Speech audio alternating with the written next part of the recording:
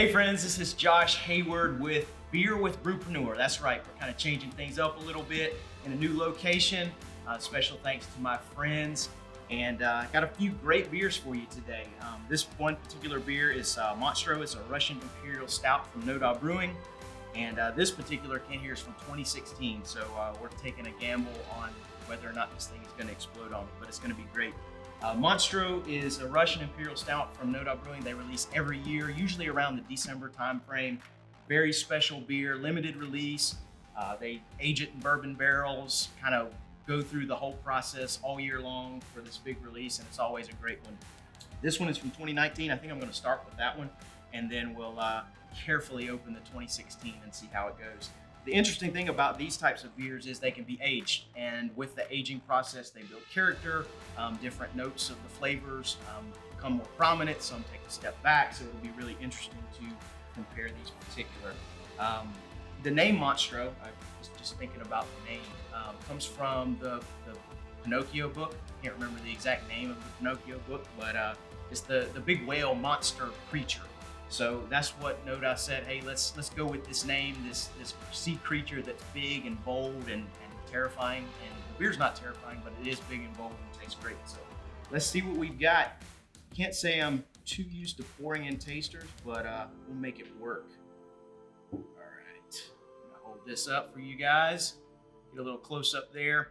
This particular beer, it is black as night, as I like to say. If I had like a snifter glass, something with a little bit more curvature, you would be able to see there's a little bit of like deep velvet red down at the bottom, but it is pretty much black. I would give it a little swirl, but don't want to make too much spillage. Not a whole lot of head on that beer, as you saw. Wasn't too vigorous of a pour either. But before we get into it, let's see what we've got as far as the nose goes. For these particular beers, you've got a lot, so I'm looking forward to it. Oh wow. Getting lots of heavy on the vanilla initially. Heavy on the vanilla, maybe a little bit of sweetness there. I'm not sure if that's some sweetness from the malt, maybe from the molasses they use as well.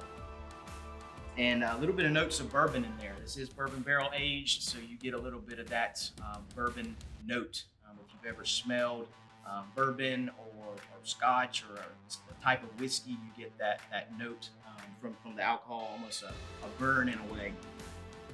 But yeah, smells amazing. I know this is going to be incredibly flavorful. So yeah, let's see what we got. Cheers to NoDa.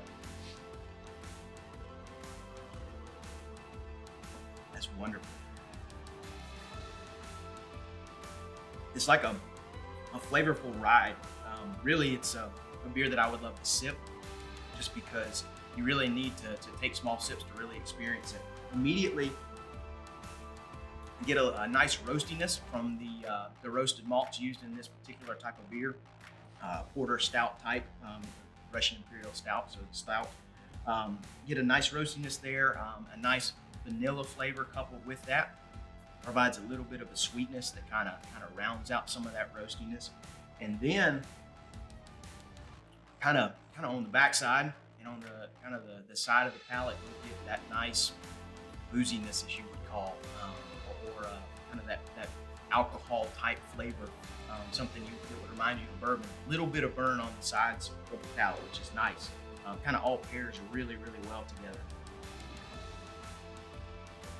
Also say I'm getting some notes of coffee in there. That's of course coming from some of the malts used, and a little bit of hint of cocoa, like a little bit of chocolatiness in there. Add a little bit of sweetness, almost from like chocolate. Think dark chocolate, but not so dark where it's bitter and no sweetness, almost like a semi-sweet, and kind of goes really well with that vanilla. But yeah, this is incredible. Like I said, it's something you would want to sip, something you would want to enjoy. I would say, especially this time of year, around a fire, hanging out with friends or enjoying a good book, whatever the case may be, but just something you can really appreciate and enjoy. I want to keep sipping on that, but I'm going to pause and head over to 2016. And I'm used to doing one take. Yeah, I'm used to doing one take. So if I was sitting at the kitchen table, I would open this and possibly risk this thing exploding on me. I was telling my friends, this thing's been through several moves. I received this from NoDa on their 2017 Monstro release. So this is from 2016, back when they canned this bad boy, and we'll see what happens. Look at that. It's great. Little bit of foam there at the top, but all good.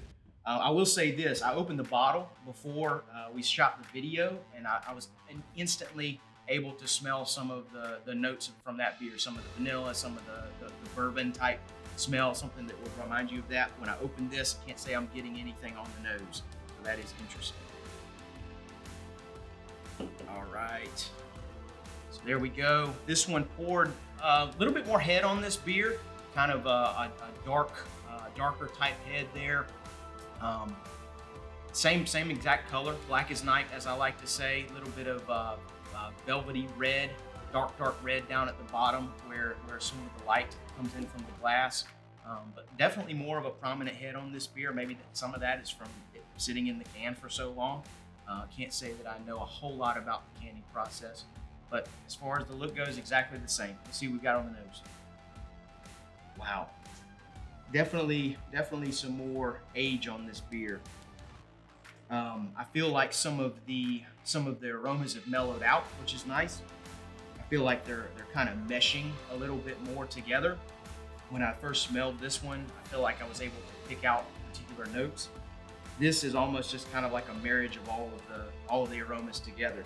I mean, yeah, you can tell you're getting some sweetness and maybe some of that bourbon note, but it's all kind of coming together. This one's definitely, I would say, more molasses forward, more sweet forward. You can't really smell sweet, but your mind associates various tastes with smells and vice versa. But yeah, the aromas are much more kind of meshed together here, and no doubt that's from the aging process. All right, let's see what we got. Cheers. Wow, that's incredible. Three years on that has definitely done well. Much more, and my friends don't like this term, much more smooth of a beer. You see that? What does smooth mean? And my cameraman is laughing right now, but yeah, it's definitely much more smooth of a beer. And for the sake of explanation, when you try this beer, those flavors are hitting bam, bam, bam, just a ride. This is like I was talking a minute ago with the aromas, more of a marriage of those notes and flavors, and it hits the palate and it just glides along your palate, smooth. The various flavors have been able to age, round out. Some of that alcohol has rounded out.